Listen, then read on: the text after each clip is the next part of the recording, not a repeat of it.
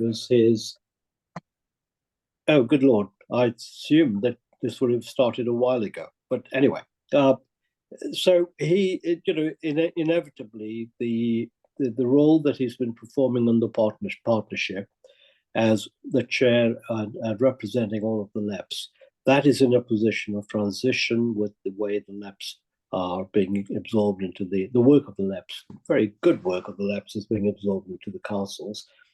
And so Peter had a word with me some time ago to say that he did not feel in good conscience that he could continue representing that arena of work and to be a member of the board in that role. And I sympathize with his sentiments. With great regret, I think we will be losing Peter on the 31st of March. So it would have been a very fitting tribute for him as well. And I'm sure the board will want to join me in extending our thanks for everything that Peter has done and to have that formally recorded. Equally, the Innovation Working Group, I've asked Barbara, who is a practitioner on this, to actually take the chair from Peter of the Innovation and Economy Working Group.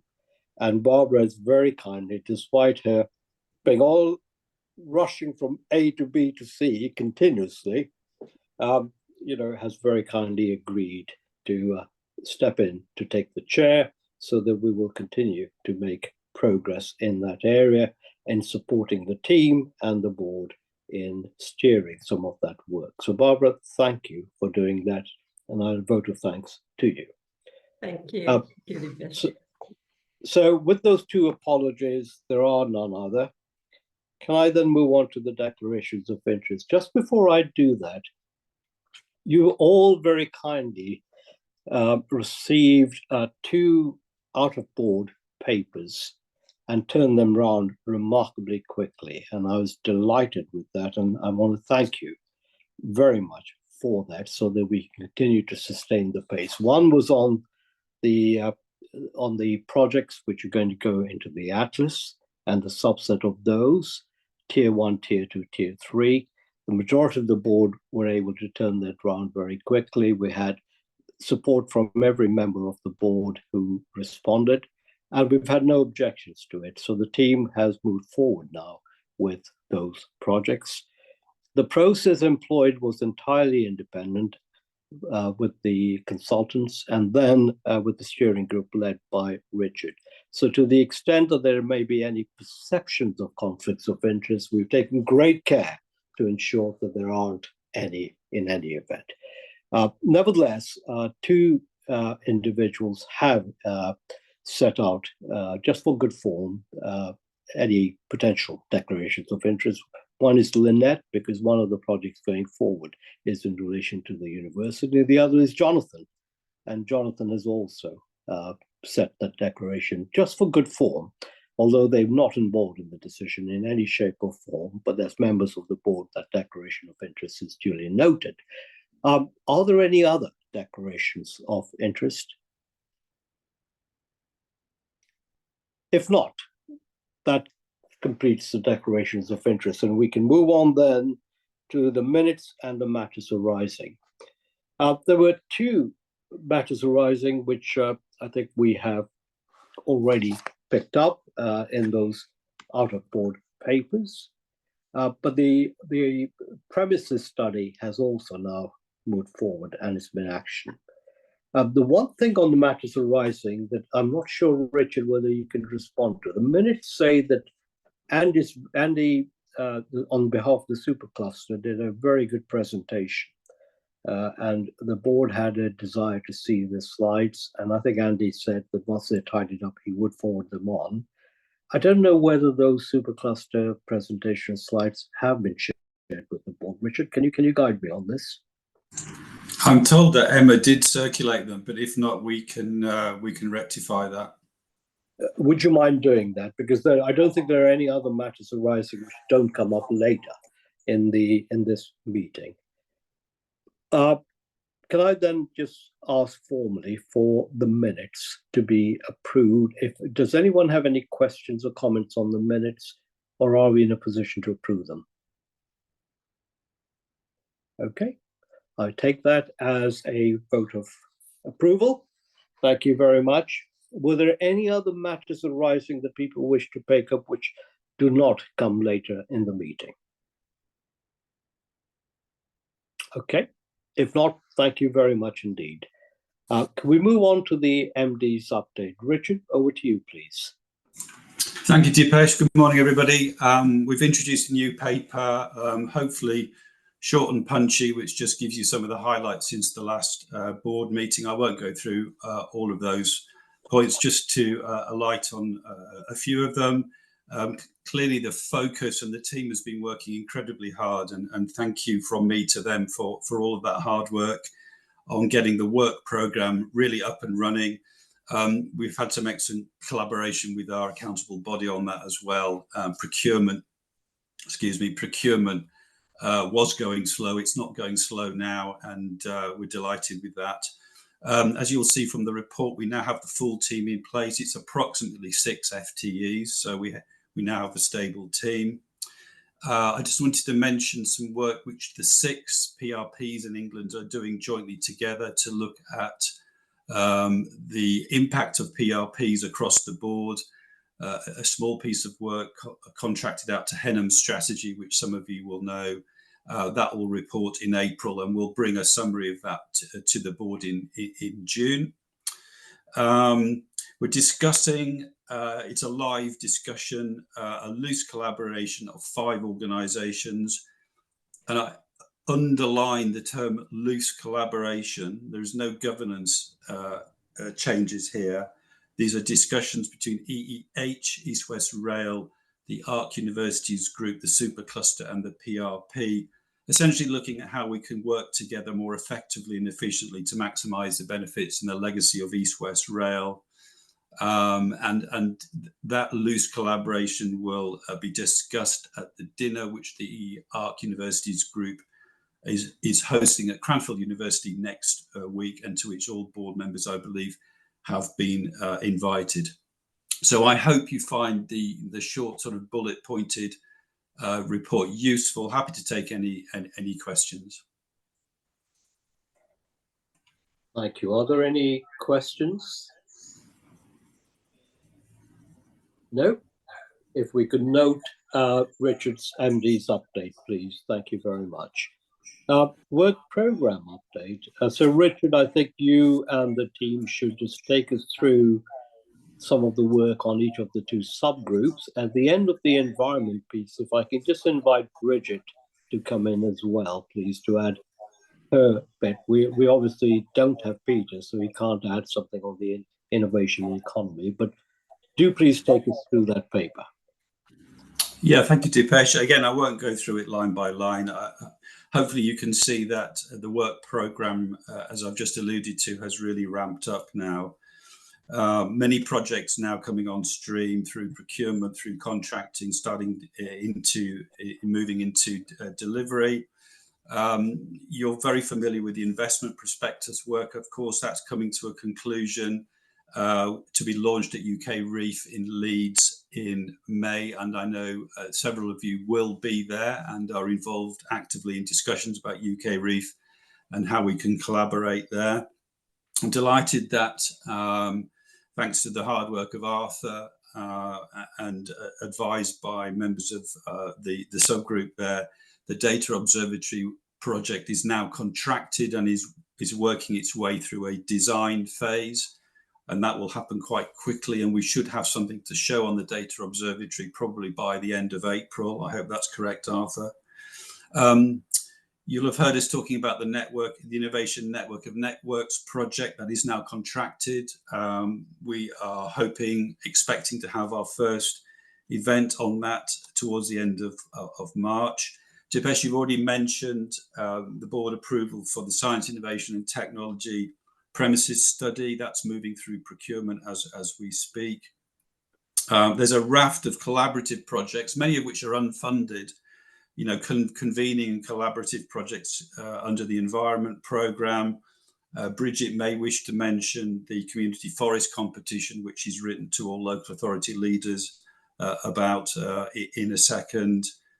Work to refresh the environment principles is about to commence, and we hope to be making an announcement about the landscape scale nature recovery project in the next few weeks. So I won't go through all of the detail. Obviously, Bridget may wish to comment more specifically on the environment programme, Dipesh.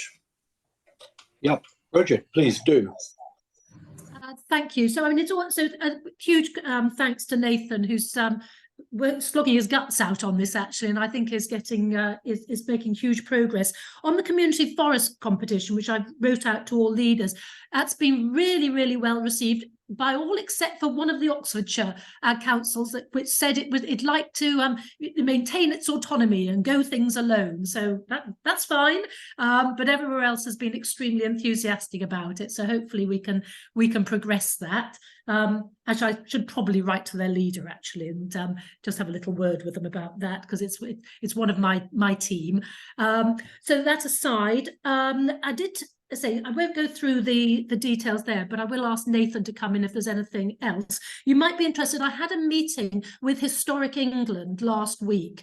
Very, very positive. They're based in Cambridge, which is really nice, saying, you know, they you know, where's their role within the pan-regional partnership? Now, they were still under the impression this was all about building 1 million houses, so they were really worried about heritage assets and so on. So we got over that and convinced them that wasn't what we were about, and then we started talking about what the environmental and economic opportunities are of us, you know, being mindful of our historic assets, the potential for them to be contributing to environmental enhancement, but actually their role in the whole visitor economy. And they were very on board. And I think we need to give some thought about how they sit within our work.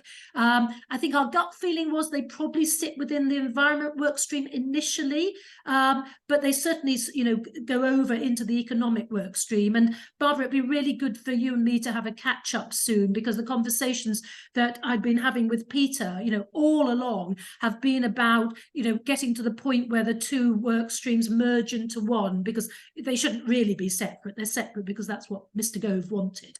But at that point, then we can start representing the likes of the heritage sector properly.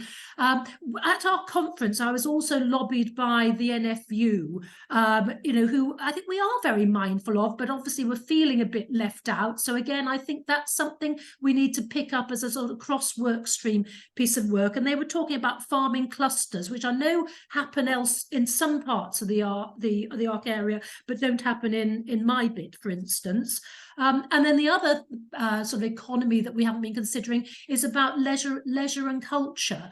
And if we are mindful of what went wrong with the ARC in its previous iteration, it was because the residents didn't see what was in it for them. Now, if we start talking about heritage and we start talking about leisure and culture, then actually people will start thinking about this in a different way, because it's a shame that when we talk about jobs and economy, actually people don't really get it. They see it as potentially a threat. But if we start talking about access to open green space, about more leisure opportunities, about enhancement of the historic landscape, actually that starts resonating with people. So I think it's a good idea for us to consider fairly soon how we get on the front foot with this, because also, leisure and culture generate a lot of income as well as providing lots of benefits to residents. Chair, may I refer to Nathan if there's anything specifically about any of the projects he wants to mention? Bridget, thank you very much. Nathan?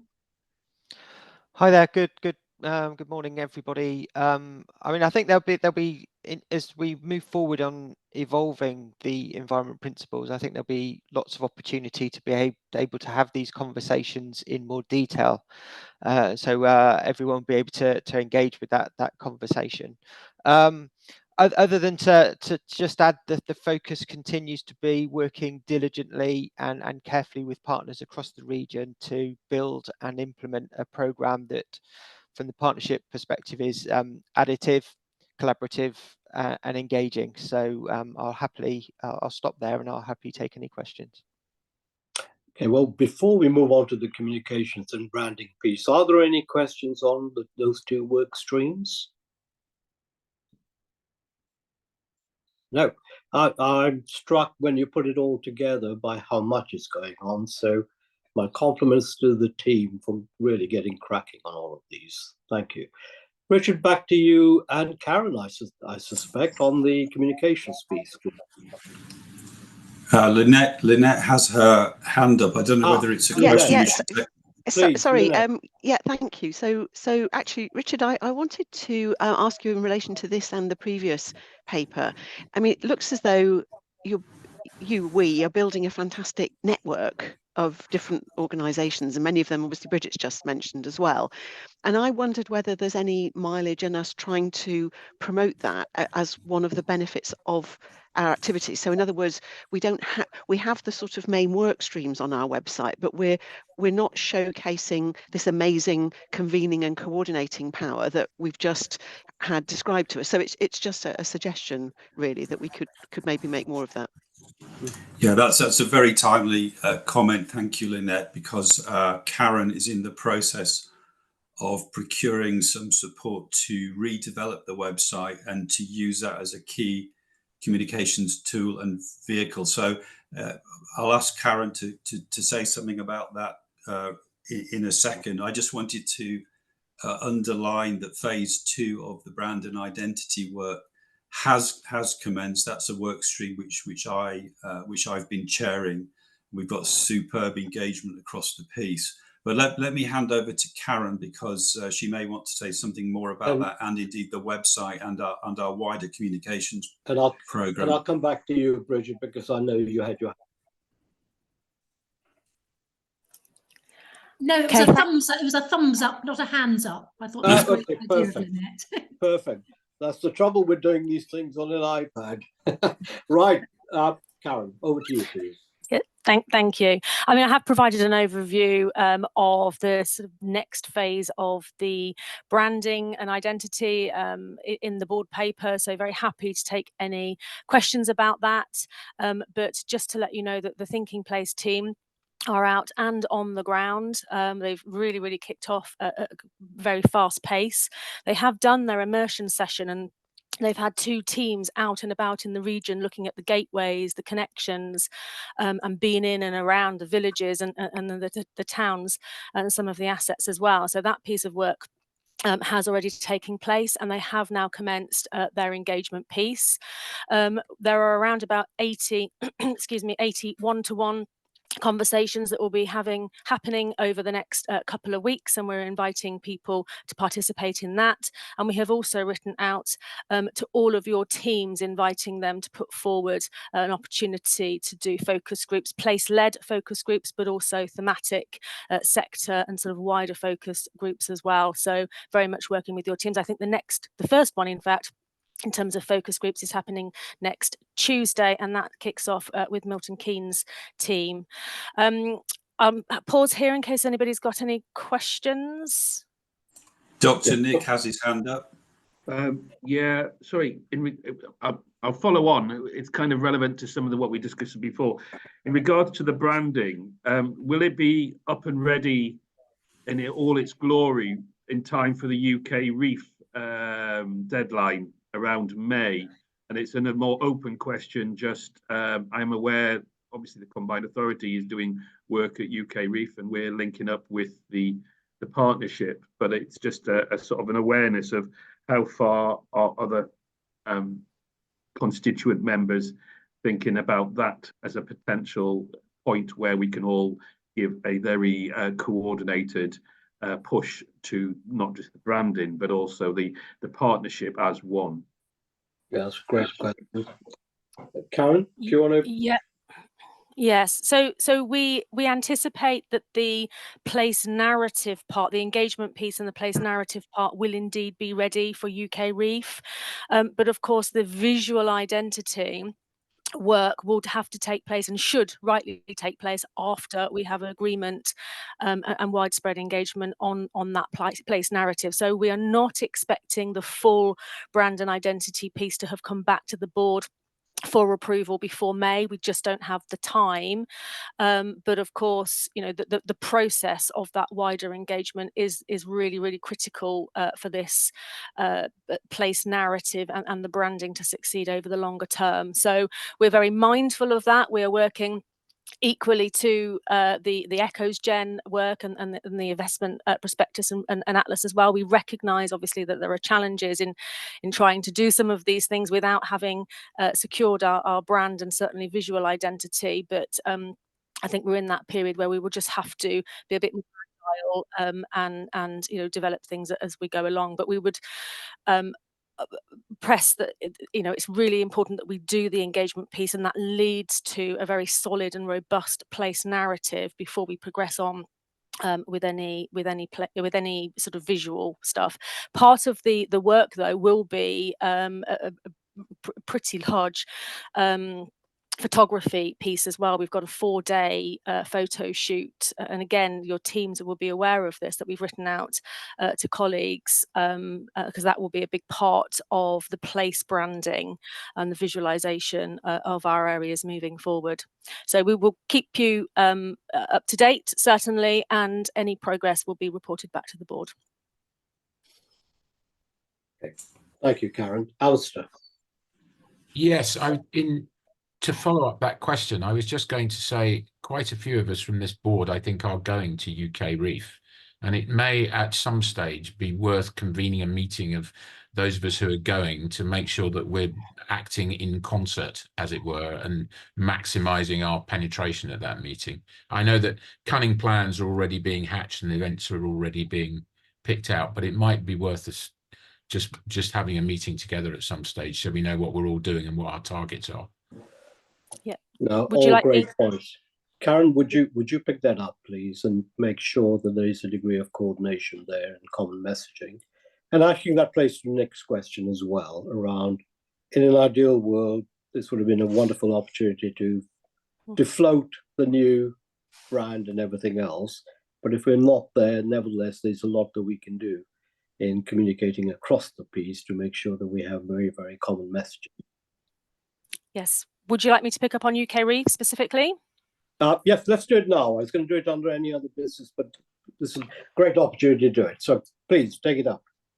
Okay, as you can probably imagine, there are many, many moving parts to trying to organise a 3-day fringe programme within a 3-day conference. It's a very, very big conference, but I have been working again with colleagues, and thank you to Alistair Lomax specifically for all of the support and help, and to other colleagues from across the patch as well, in terms of helping to shape a fringe programme. We have now started to tease out and to publish some of the approved sort of or finalised events. One of the first events, sort of kick off the opening of the pavilion, will be around the work and the conversations that Richard talked about, that will be discussed at the March dinner, which is around securing that legacy for East-West connectivity, the 50-year legacy for East-West connectivity. That's a really important kick-off event. We have been talking to colleagues around making sure that we have a very solid leadership conversation around nature-based solutions, particularly around master planning and the importance of that. I have been speaking, and I know that Councillor Susan Brown will be attending and hosting a session around grid constraints and the challenges that has on sustainable growth. And supporting and profiling the work of the fast growth cities on that particular policy agenda as well. And of course, it will be the moment where we will be unveiling the investment prospectus. And at that session, which will be on the Wednesday, we'll be handing over the platform to some of the projects that will be featured in the Atlas to talk about their projects and their investment propositions. So we're certainly working towards a very solid, it will be a very busy pavilion. We're out to procure at the moment, talking to colleagues about fit out of the pavilion, making sure that there's enough space for all of our colleagues. And I know that there's a large delegation from Oxfordshire going, and West Northamptonshire is going as well. So just making sure that they've got space to host meetings. So we're just going through that process right now, but of course we will be doing a very comprehensive briefing, and thank you, Professor Fitt. We'll make sure that we have an opportunity to bring everybody together to talk through that programme, and then to obviously develop that cohesion and message. So we were all very clear on what individual partners, but also us as a partnership, want to get out of UK Reef.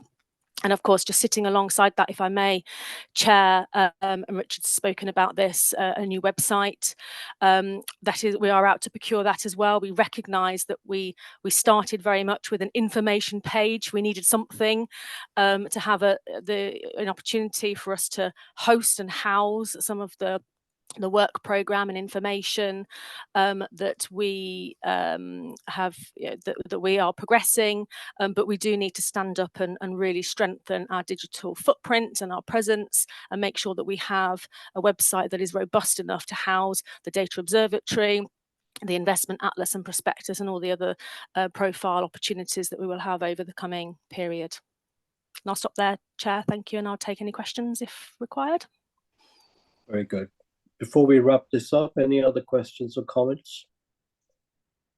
If not, can we, so the two things that have come out of this, firstly, to Lynette's point about showcasing some of the broader work that we're doing that we're not presently doing, find the right means to do that. So historic England, natural England, etc., because we are doing a tremendous amount with some very versatile and very powerful organizations, and we should be showcasing some of the work that we're doing. So take that up. And secondly, this heartfelt plea from Alistair and Nick that if the revised brand is not available by Reef, nevertheless communicating common messaging across the piece, which you've just talked about, Karen. So those were the two pertinent observations. Thank you very much, and thank you to the team for the great deal of progress that we're making across the piece. Appreciate that greatly.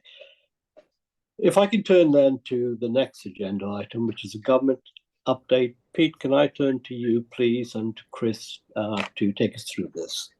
Absolutely. Thanks, Dipesh, and good morning, all. I'll make a couple of policy points, and then I will hand over to Chris and my team to run through a couple of points more specific to the Pan-Regional Partnership.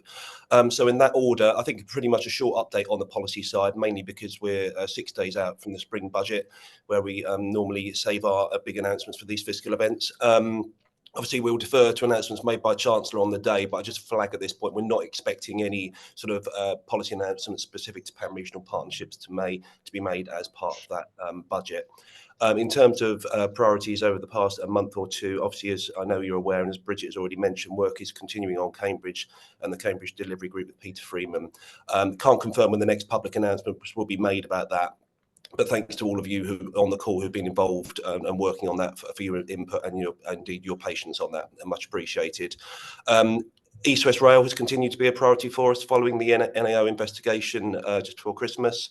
We've been working with Treasury and DfT to think a little bit about that and to think about the recommendations at the NAO.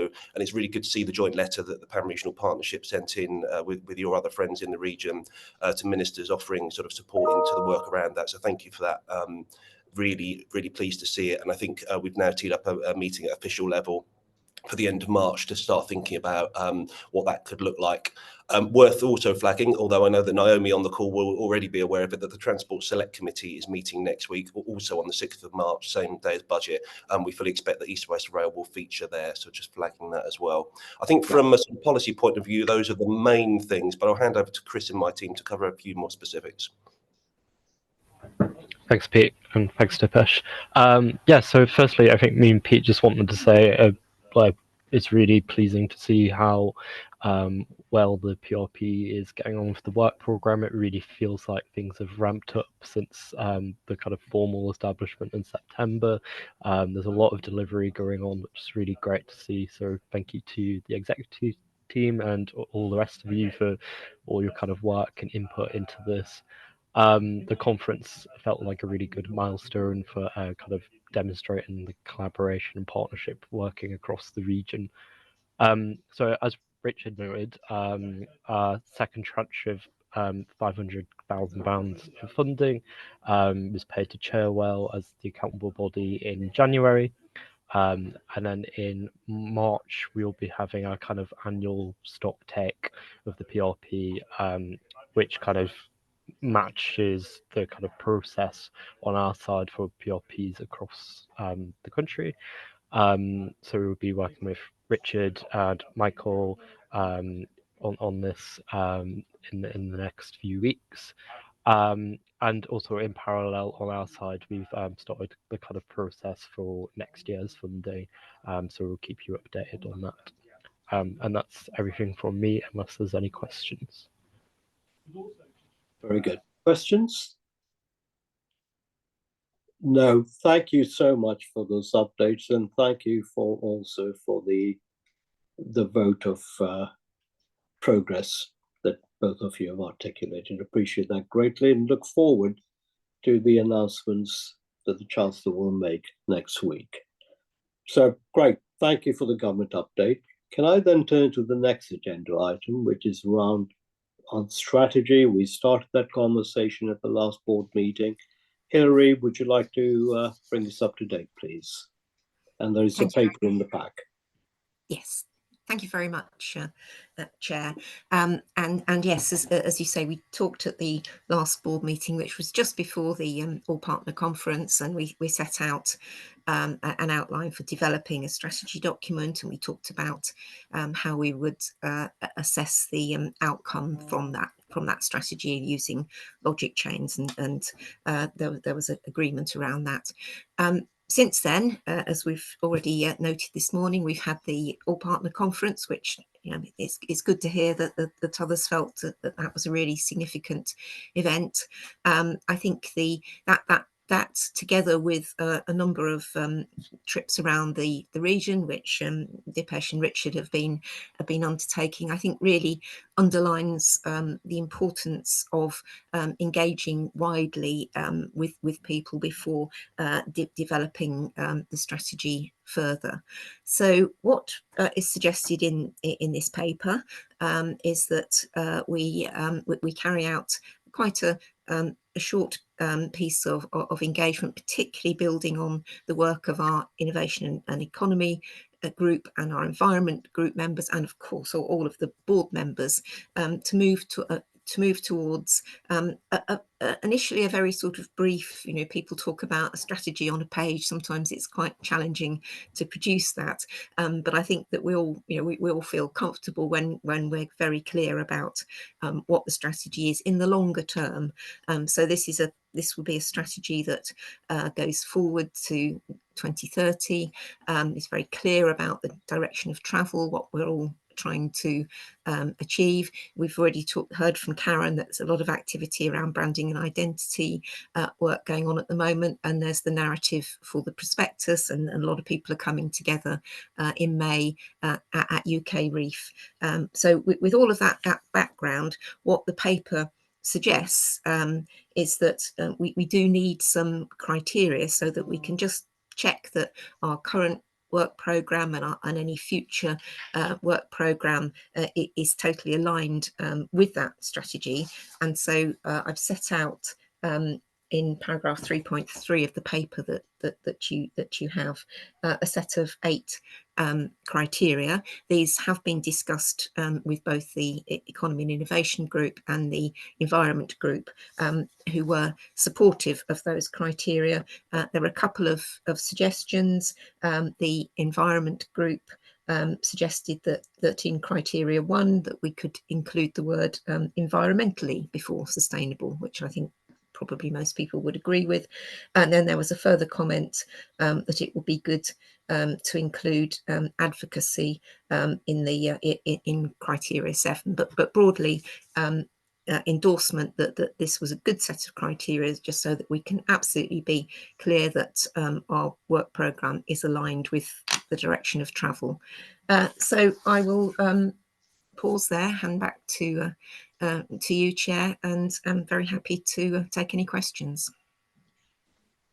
Yeah, so just before I say anything, any questions or comments? Look, in the normal scheme of things, you would have the mission, the strategy, and the work program. Oh, sorry, Lynette. No, let me. No, let I me- wanted to comment on the individual criteria. Are you proposing to move No, on to no, that? let's Did you do want that now because Oh, we're being asked to approve it. So, Lynette, no, thank go you. for it.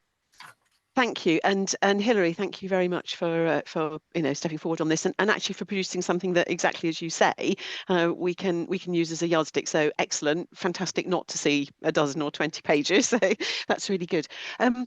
Just taking the criteria as a whole and referring back to the kind of mission that you've got earlier in the paper, I've got sort of I think 2 or 3 general comments really about whether those criteria actually deliver what you say we are here to do. So I think the criteria that you've got are silent on inclusivity, and yet we talk about inclusivity as part of our mission, and we don't really pick up on the great place to live and work, which again we say is an important part of why we're. So I just wondered about the balance there, and there's a very big emphasis, for obvious reasons, on environmental and innovation, but I did wonder about overlap actually, and whether, particularly in the light of what you've just said around talking about environmentally sustainable development, whether you might have another run through those just to remove some of the overlap. So that's taken as a whole. I would say apply the test of, do they deliver what we say we're here to do? And then the other very specific point is that you refer to driving inward investment, and I wondered whether that was actually the case and whether that should say something more like attracting inward investment. That is a pure bit of semantics that I just wanted, but that's just a detail. I think the bigger point is that I was just a bit unsure about the overall balance, but I hope that that's in the spirit of, I think it's a great way to approach it. No, thank you, Lynette. Hilary, do you want to comment on each of the 2, please? Thank you very much, Lynette. I think those are all absolutely excellent points. And I think as you say, the linking of the criteria to the mission, which at least, the mission we have, as the board has agreed. I think Dipesh was going to come on to sort of say, well, we do need a sort of vision that sits at the top of that mission, which is really what I think will come out of this engagement exercise over the next couple of months. But in the meantime, using these criteria, I think that yes, absolutely. I mean, we have inclusive in the first sentence, supporting sustainable, inclusive, clean, innovation-led growth, but perhaps perhaps it's too compressed there, and I can very happy if other board members agree to look at bringing out that inclusivity point, because I know that everybody wants that to be at the heart of what the partnership is doing, and I think, building on actually the very interesting discussion at the beginning of the meeting, Bridget was talking about historic England, the importance of the visitor economy, which is really important for this attracting inward investment. As you say, Lynette, we know that inward investors are looking for a fantastic place to bring their investment and businesses to, and local communities also want to continue to have a fantastic place to live. So it's sort of it's something that I think resonates across what we're doing, and as Bridget said, brings together the environment programme. Why we're doing the environment programme, it's not something separate from economy and innovation, it's all part of it. So I think those are 2 excellent points, Lynette, and I'm happy to see how we can incorporate those points. Great, thank you, and really great responses as well. I mean, I think personally there would be an opportunity to maybe unpack number 4, which is the place-based outcomes. Just thinking about what you've just said, Hilary, because I think it would be very difficult for us to, looking at your criteria, it'd be very difficult for us to maybe that would be one that maybe does need a bit of a unpacking expansion. But anyway, I will stop and let other people speak. I think but that's probably the way to highlight the inclusivity. Actually, so just Hilary, and the living and working thing that we're talking about. So just to sort of span those, but thank you very much for okay. let's move on to the other comments, please. But thank you, Lynette. Very, very pertinent points. Barbara, and then Nick, and then Richard, if I can come to you last, please. Thank you, Chair. One more comment to add on the inward investment part, so point 2. I wonder whether we're missing a trick there in terms of, we mentioned the global platform, which is really important on the international stage. But I wonder whether we are missing a key message to actually be that key attractor for the rest of the UK and to grow the rest of the UK economy. So we've got so much to offer. So we are a huge attractor. And so building on that point, I think it would be extremely important. As a gateway, you're saying Yes, as a gateway exactly. to broader economic benefits across the nation. Yeah. So it is just a matter of adding a few words, which in my view would highlight a very, very key message. No, I understand the important point that you just made there. No, thank you, Barbara. Nick? Thank you. I think this probably follows on a little bit from Lynette, and it's my observations are it sounds very grand, and it should do. You know, we've got a lot to celebrate, we've got a lot to drive investment. Okay, but so I think it solves that problem.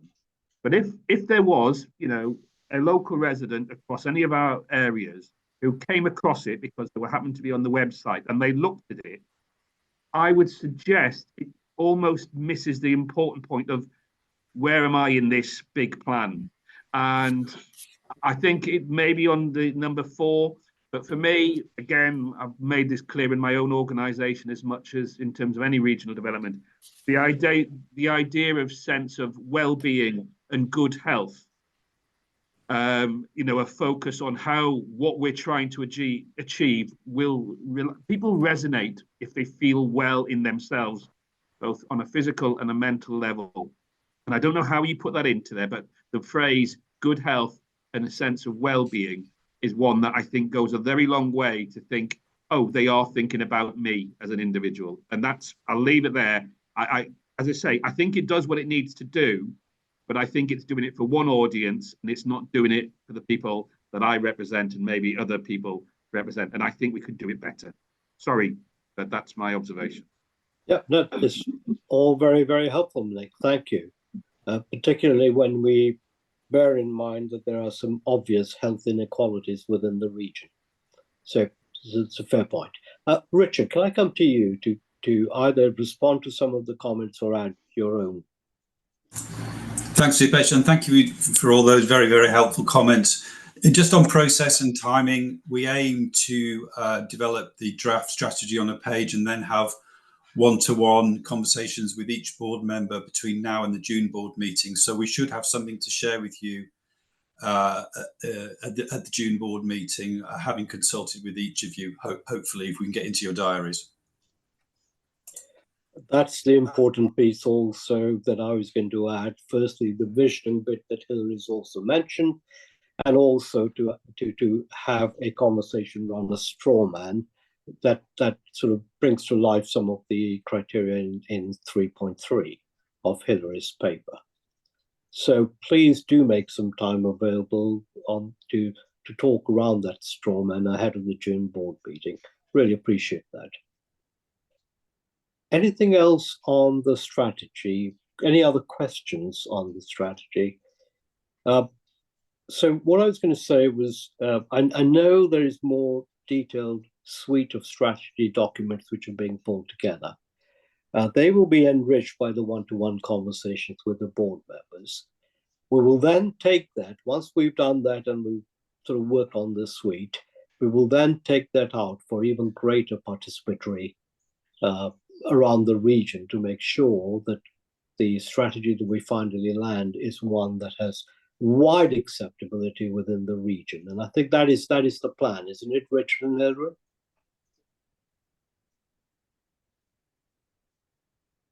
You're both on mute, so yeah. Yes. It is the plan, yes. We're speaking with one voice. Perfect. That's important for government as well. In addition to ourselves and in terms of local leadership, it's important that the government knows that there is a common voice right the way across.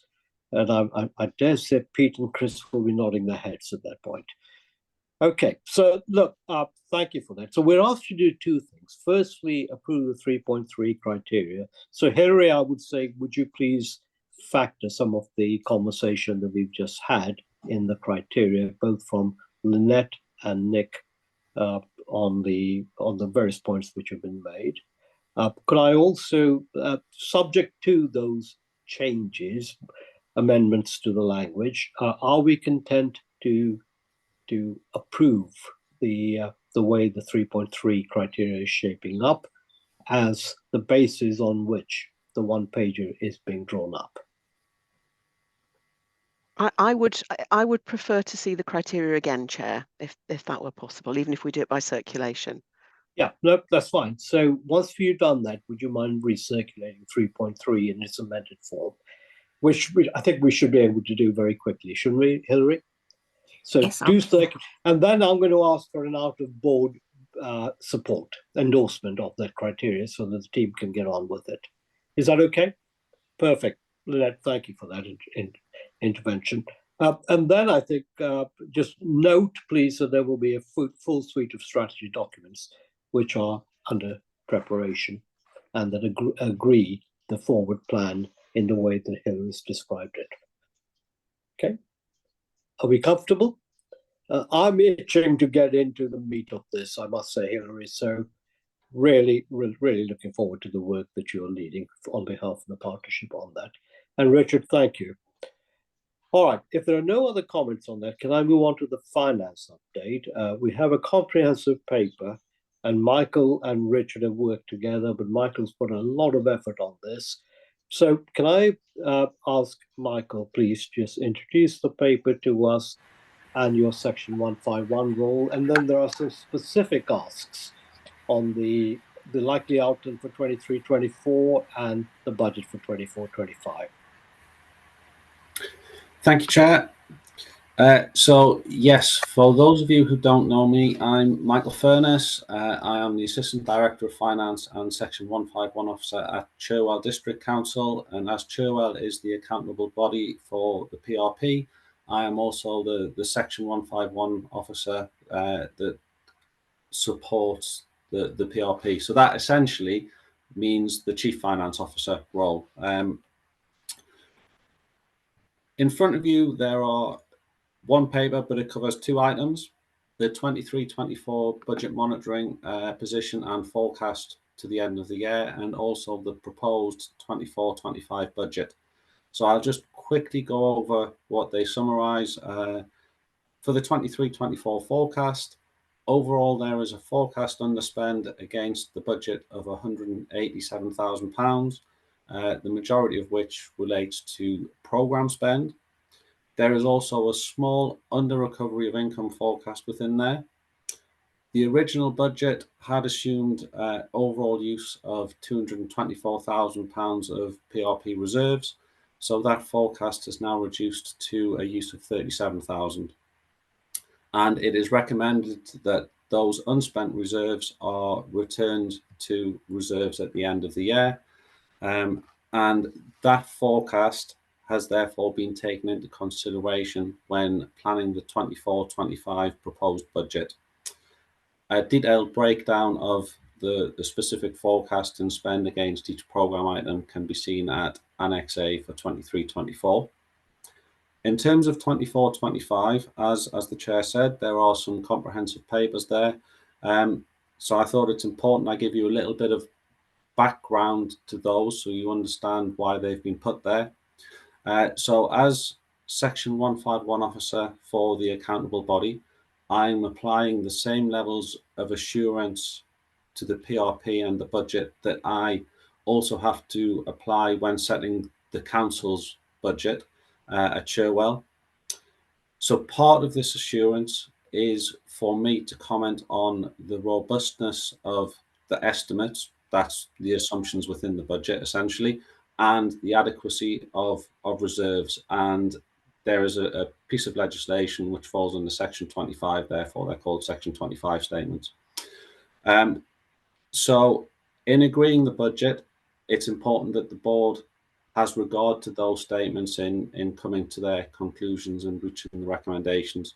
So the important part within those statements are my conclusion that the estimates are robust. So my finance team has worked with PRP officers to ensure that that's the case, and I have to send out lots of thanks to both my team and the PRP team for doing such a good job on coming up with those.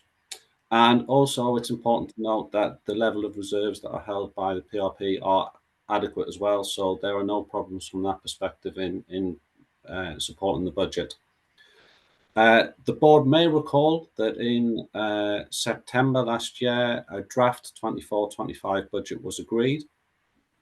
That draft budget assumed total spend of £1.7 million.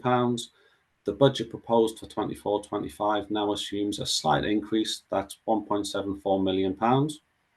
The budgeted spend for 24-25 proposed is a 26% increase on that of 23-24. And if you compare it to the forecast outturn, it's actually a 47% increase. So the amount of spend is going to really ramp up going into next year on the assumption that the budget is approved.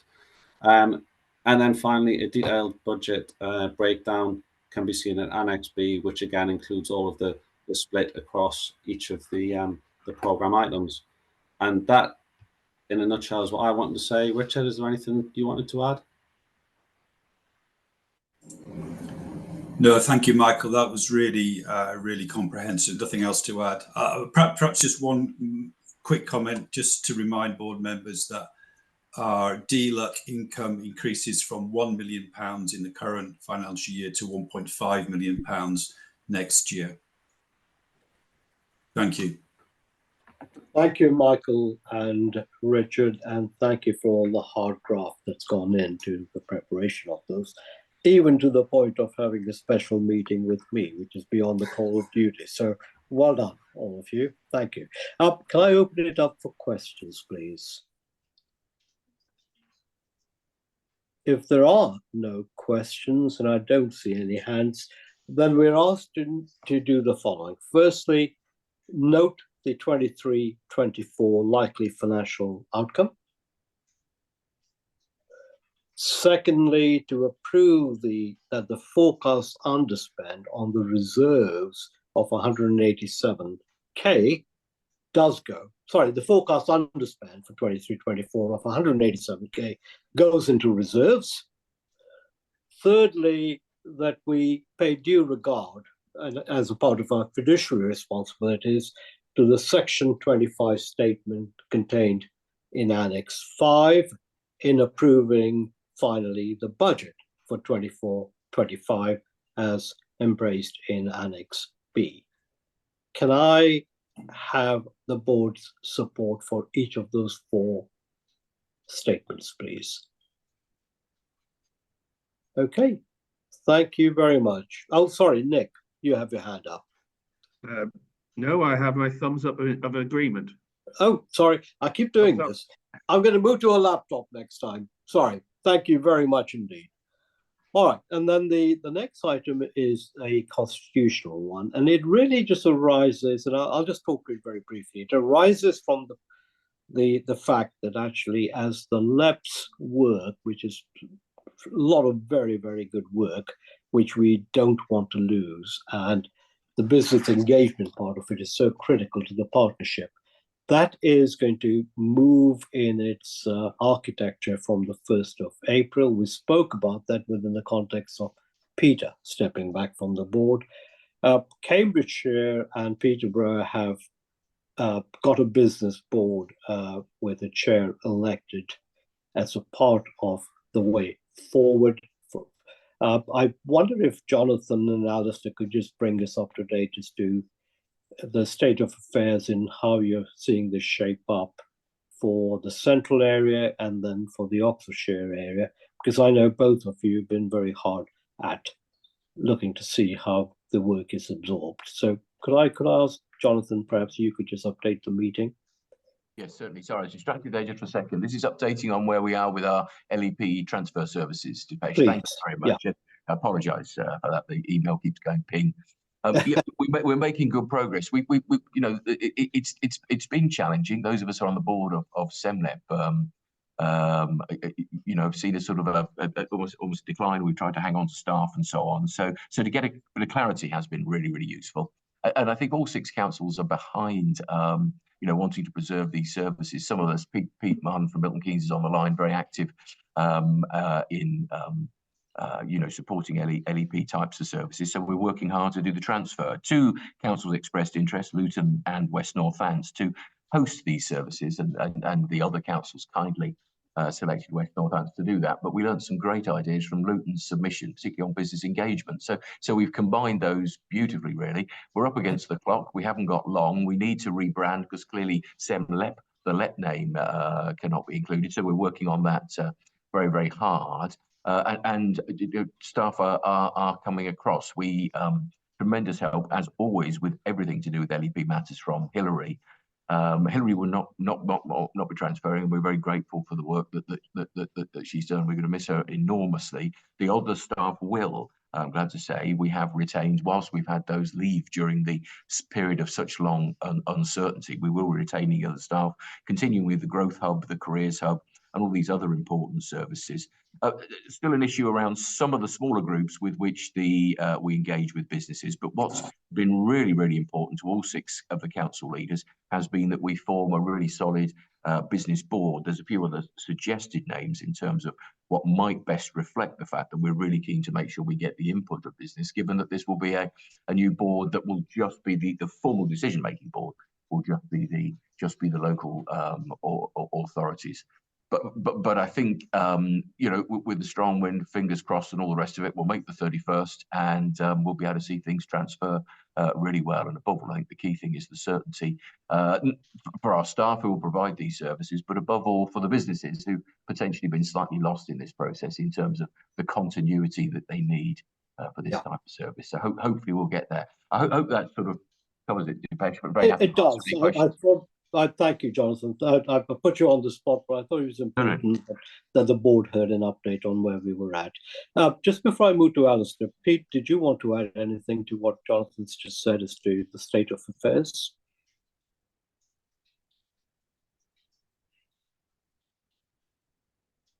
Do we still have Pete?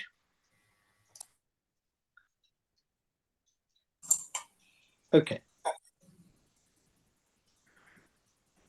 I can't hear anything. So, all right. Alistair, yes. So I'm very happy to update you about the what's happening to Oxlep.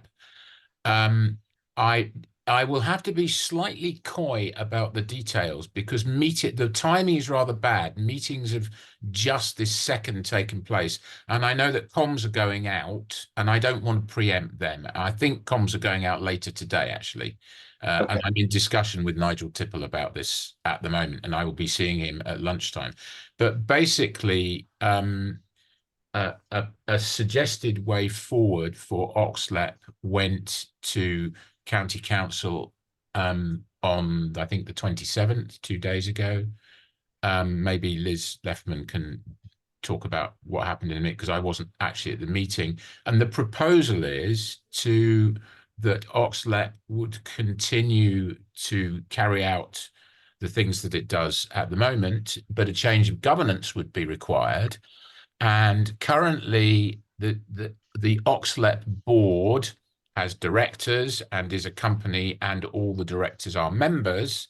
And the proposed change would be that it still had a board with directors, but there would only be one member, which would be Oxfordshire County Council, which would have a controlling interest. And I think some review will be necessary of the articles and instruments and things like that. But I think that it's hoped that can be done without too much difficulty. So the hope is that Oxlep will continue to deliver the functions it delivers at the moment. We've certainly retained all of our board, and we've certainly retained all the employees at the moment. And as you've heard, as Jonathan said, there has been a significant period of uncertainty, and so it's good that we've retained everybody.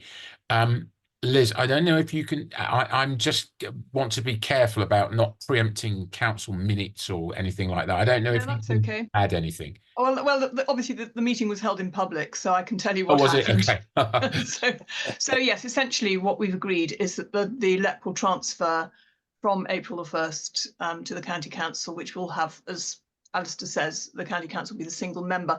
The intention then is to spend 6 months reviewing where we are and how we integrate the work of the LEP into other aspects of economic development that we might want to bring forward, such as, for example, looking at the strategic plan for the LEP, perhaps looking in greater depth at some of the other industries around the county, such as, for example, how we integrate small and medium enterprises into the project. All of that will go on over that 6-month period, and at the end of that, hopefully, we'll have a new plan for the LEP, and it will be fully integrated into what we do. And the other thing to add to that, by the way, is that we're in discussion at the moment with government. I think I mentioned this at the last meeting, for level 2 devolution, which Oxfordshire is included in. And there will be some, in theory at any rate, some money coming for things like adult education as a result of that, assuming this goes forward. So that again would be integrated into the way that we develop things with the LEP. Yes, thank you. I should say as well, there is a final issue, I believe, that we have to resolve, which is we have to see whether the LEP should become a TECL company, because there are some issues, the usual TECL issues about procurement and VAT. And there are lots of kind of technical things to solve like that, but I'm sure we can do that. Thank you, Dipesh. Really grateful to you both for the update, and realize there's a lot of hard thinking going on and structures are being put into place. So appreciate the update from you, Jonathan, Alistair, and Liz. What I'm proposing, I think what the work of the LEPs has been really very, very helpful, and it helps the partnership in terms of that work. But additionally, our constitution anticipated that the primary business engagement on the board would be through that mechanism. And we need to now put something in place which allows some a measure of continuity whilst the LEP arrangements for the future are sorted through in their finer details. So what I'm proposing in here is that we bring in the Cambridgeshire and Peterborough have already appointed a business board with the chair, who Richard and I've had an opportunity to meet, brings very good business credentials and would continue to bring the voice of business on the board. And Nick, you work very closely with the individual that I'm talking about. So what I'm proposing is that we bring that individual onto the board as a fully fledged member of the board, as a voting member, and that we revisit what happened once the clarity is continued to emanate on both the central area and Oxfordshire, that we have a further conversation about how we complete the LEP business engagement part of things for the pan-regional partnership, so that we do not lose any of the business engagement or the business voice as originally proposed in the Constitution. But clearly we need to we need to amend the Constitution to reflect the realities of today rather than where we were about a year and a half ago. So that is the proposal in the constitutional paper. Al Kingsley is the individual. I don't want to get into a conversation in a public forum about Al specifically, other than to say that I hear nothing but very, very good things about his business credentials and his business engagement, because he will bring that business engagement through to the board. But could I open that up for any questions or comments? Can I then ask? Yes, Nick, do you want to say something on I this? think Bridget's hand's been up for longer than mine, but it was more. I don't know if you need a seconder. Perhaps it's unsurprising that I would obviously support that, Dipesh. But just to echo those sentiments, and as a business representative, somebody who has certainly helped me in terms of an elected representative, and it is continuously and effectively worked across all our areas. He has done a huge amount and has both a local, regional and international reputation, which I think would be of great benefit to the board. Yeah, no, thank you for that. And then to Liz, Alistair and Jonathan, this is not instead of everything that will come through from the central area in Oxfordshire. I think we just need to make sure that on the 1st of April we're swimming along on fast and furiously. So that's the purpose. Bridget, you had your hand up, and I apologise I missed the hand. That's okay. Okay, so I know you mentioned this to me, and I sort of initially said, yeah, fine. I think we need to just think carefully about, full voting rights for members of these, whatever they are. I mean, what is surprising me coming out of the conversation today is that, part of the government's reason for axing LEPs was that there was no sort of synergy between them. They were all vastly different. So what we have in Cambridgeshire actually to my mind has a real democratic deficit. The mayor's on there, but none of the rest of us are on it and never ever have been. I'm aware Oxlep always had really significant local democratic representation. So I'm surprised to see that what we have is as much a mishmash of different models moving forward, because I didn't think that's what government were after. I thought they were after, well, I don't know what they were after actually, but I thought part of the government's argument against LEPs was that they all looked very, very different. So I do think we need to give some serious thought about voting rights as opposed to just an advisory role. But I might be, as I say, just because they're all very different and they all have very different remits. And yeah, so sorry to slightly throw some cold water on that. But it's a point around voting rather than bringing the individual on. That's the issue. Advisory, people there to advise from the business sector, but we do have business sector representation, and where things can go wrong, I find, is where you have an imbalance between those of us who are very minded about the people living in our areas, about the placemaking, about the sort of the legacy, and people just with with a business head on who are much less aware of the sort of electoral liability that goes along with some of these decisions. So for an example, years ago when I first joined the ARC group, they hosted a very expensive day at in some very posh offices in London, where we did visioning for the ARC. And there was those of us who were elected members, and then there was a load of business sector people. And, we all worked really hard. And at the end of the day, the business sectors, what they said is, just, get rid of all these politicians. You're just making things difficult for us. You just need to let the businesses get on and do that. And what that meant was, we're going to build what we want, wherever we want, without any democratic oversight or anything else. So I think it's about keeping the balance to make sure that the locally elected voices aren't drowned out by people who haven't got such a focus as the likes of Liz and Jonathan and myself on place. So that's my concerns. Okay, so I'll respond to that in a second, Bridget. But yeah, Alistair's got the hand. Thank you for that. Alistair, you've got your hand up. Could you? Yes. So I just wanted to say I've got a lot of sympathy with what Bridget is saying, and I think this can quite easily and sensibly be got round. And I'll give you an example. Bridget, you were asking the chat about the Future Oxfordshire Partnership. I am a member of the Future Oxfordshire Partnership as LEP chair, and I contribute to it, but I don't have a vote because I'm not elected, and that's right and proper. So the people that have been elected are the people that have a vote.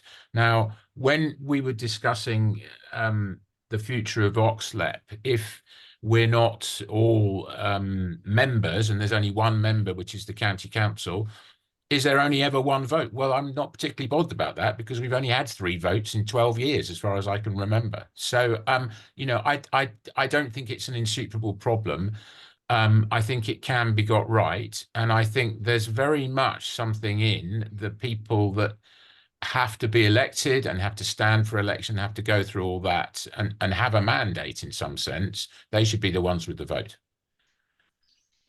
Okay, so my observations would be twofold. One, I think we've got strength and depth on the local leadership on the partnership. So we have all of the sort of senior council leaders or county council leaders and a mayor. So we've got strength and depth in that. The bit that we will potentially miss out on is that business granular engagement piece as the LEPS and the future of the LEPS work is being sorted through. So I certainly think that replacing Peter with bringing somebody in so that we don't lose that altogether is a wise course of action that I would ask us to reflect on. I think it's a very wise course of action. And actually, there are enough leaders here to make sure that the democratic principle is being addressed. The question is then, so the first thing is actually to make sure that there's a seat at the table for someone who represents that. The second thing is around the vote. Now, before I move on to the voting issue, can I turn to Nick? You have your hand up. It's only just to follow up from Bridget. Obviously, we sit on a board and we work with Al in that example. I'm more than happy if an initial stepping stone is one where suggested candidate comes in as an advisory role. Obviously, as these things develops, it may be something that is discussed at a future lens. But just to make it clear, I'm not saying that the incoming person should definitely have a vote. But advisory role goes without saying, and the candidate as you're advising is a good one. So that was really what I wanted to add. Lynette. Thank you. I just wanted to comment on what Bridget and Nick have said, and I think that's swayed my opinion, and I would endorse the sort of non-voting advisory capacity, at least in the short term. But become a member of the board in that fashion. Now, we will get some business engagement through Lynette and Barbara as well, which is good, but I just want to be sure that as we move forward, we don't lose that altogether, whilst the process of transformation of LEPS and everything else goes, because it will be absolutely critical in the journey for the rest of this year and into the future. So what I'm hearing then is bring Al Kingsley onto the board, not as a voting member, but as a board member, as an advisory board member. Can we have support to move forward on that basis? Thank you. And we will come back and discuss the further constitutional changes emanating from the work that Oxfordshire, Alistair, Liz are doing, and indeed Jonathan and Peter doing in the central area as that gets more and more clarified. Okay. Dipesh, may I just say, this is a process point, but noting the board's comments and decision, we just need to record that this is a constitutional change which the board has agreed for the business representative to have no voting rights. And we need to make that amendment to the constitution on the back of this meeting. It's a process point, but I think we just need to note that for the minutes. And I think that makes a good point, because actually we are potentially, the optics of this potentially will show a weakening of the business voice from the voting arrangement. That's the optics that you do need to worry about as a board. We need to worry about as a board. And it's not an immaterial point. So maybe that's something we can come back and talk about at a future meeting. But in the meantime, I think we have a business decision here that's been made. Oh, sorry. Bridget, you got your hand up.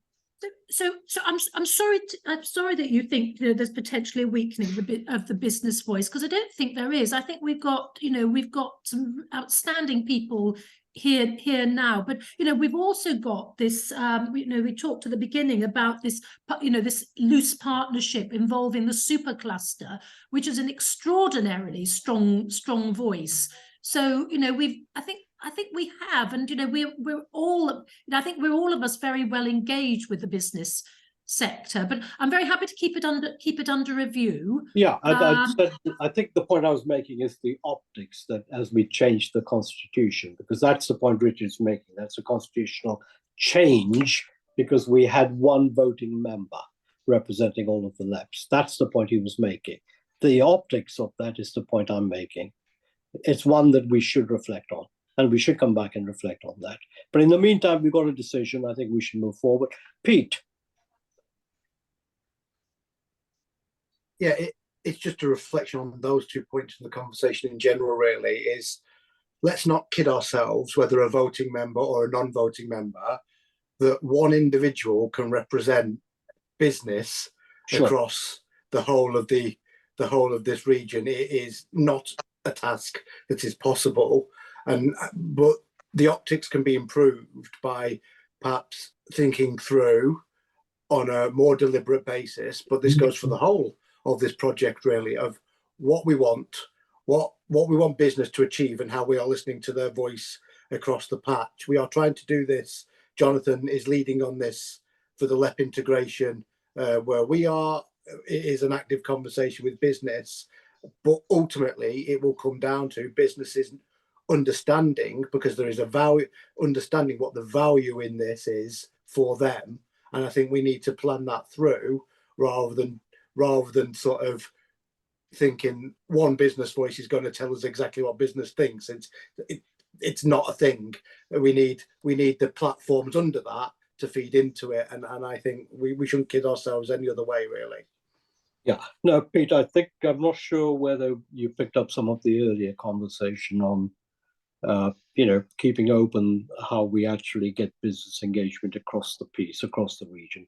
But your point is well made, and I don't think I was intending to suggest that one business voice is the sum total of what we need to do with business.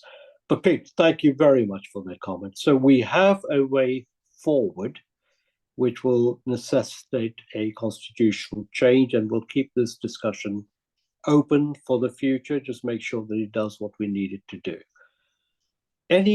So that concludes the formal agenda. Any other business? I have 2 or 3 items, but can I just go around quickly to see if there's any other business? Yeah, Nick, you need to drop off. So look, I have 2 or 3 things.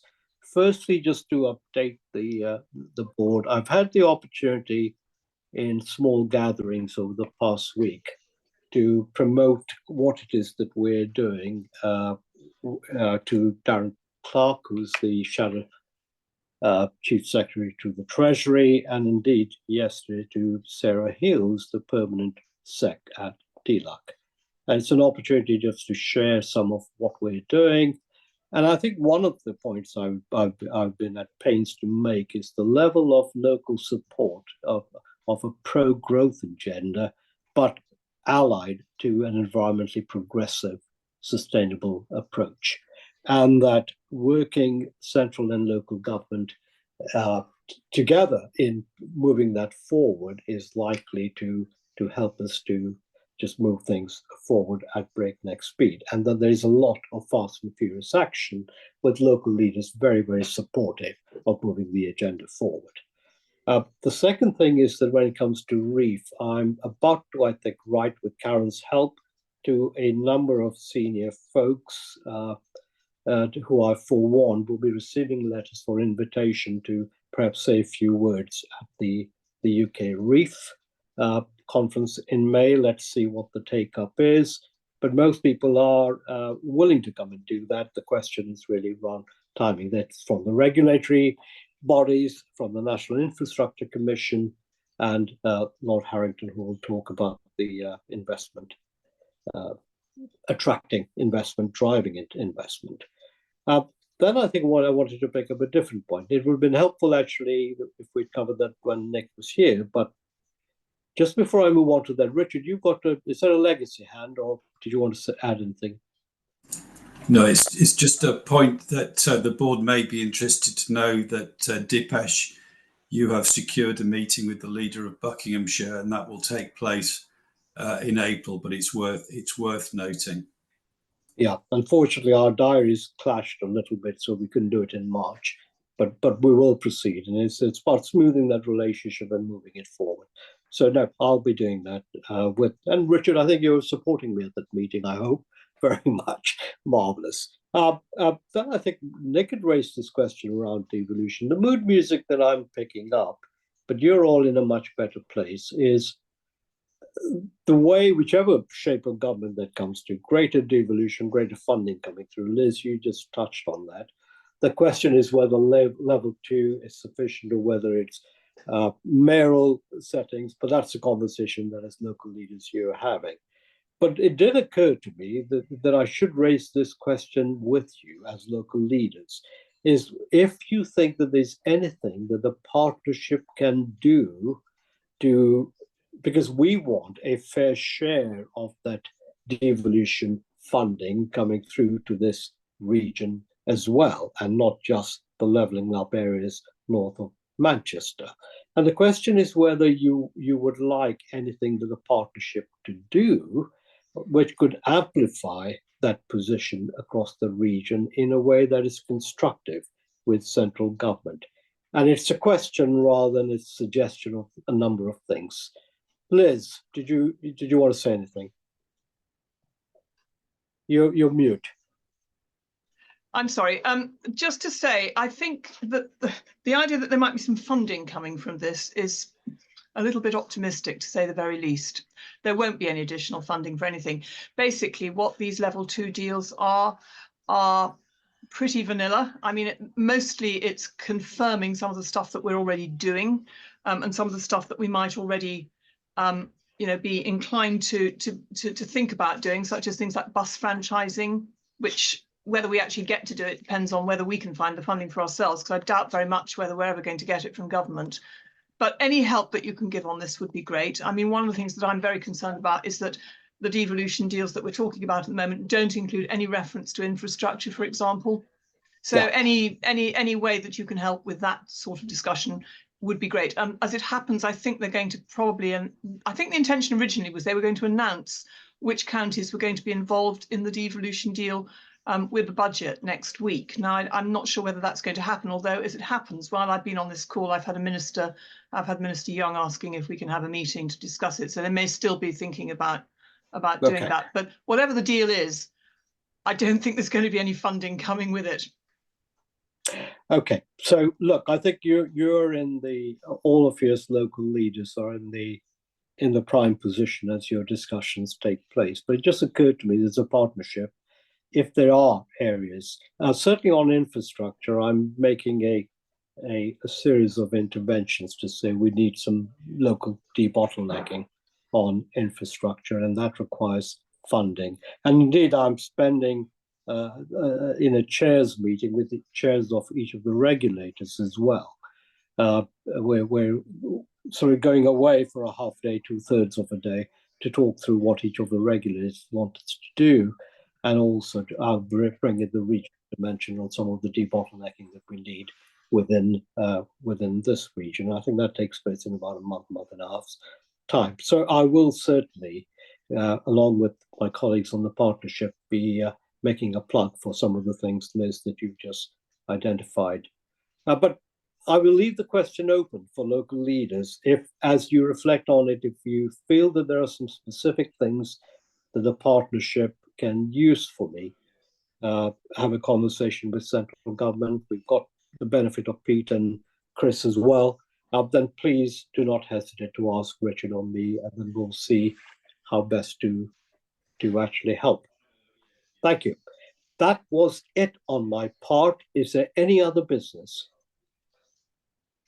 If not, Richard, anything that I missed out? Did you want to mention the June board meeting, Dipesh? I did miss that out. Look, I think it occurs to me that there is merit in having a face-to-face rather than just doing things by teams. I'm going to ask Natalie to get back to each of you now, and I'd be grateful if you would please respond as soon as practicable. I'd like to suggest two things. One, I want to try and see if we can bring the June board meeting by a couple of days, from 6th to the 4th of June. Secondly, it feels like from a transport point of view, people find it easier to get into London than across the region, which I think is the point that EEH has been making continuously. So hold it in London, but then proceed into a working lunch, which we can use not just to go through a series of agenda items, but to have a more strategic conversation about where we want to take the partnership and thinking beyond just this year and lifting our sights a little bit. And also learning from some of the work that's happened in other PRPs. So I just wondered if there was an appetite for doing that. Natalie will be in touch with you about moving to London, advancing it by 2 days, and going into a working lunch to have a much more open conversation, which has a more strategic content. Because by that time, we will have been together for not quite a year, but approaching a year. We're in a full cycle of 4 board meetings, and that's a good juncture, I feel, when we can actually begin to have a more longer-term conversation as well. So can I ask that you all make some time to respond to Natalie, please, when she comes with that? I just want to flag this to you, and I'll be very, very grateful for your responses. Okay, any other business? Perfect. Well, can I thank you all for your continued support and engagement?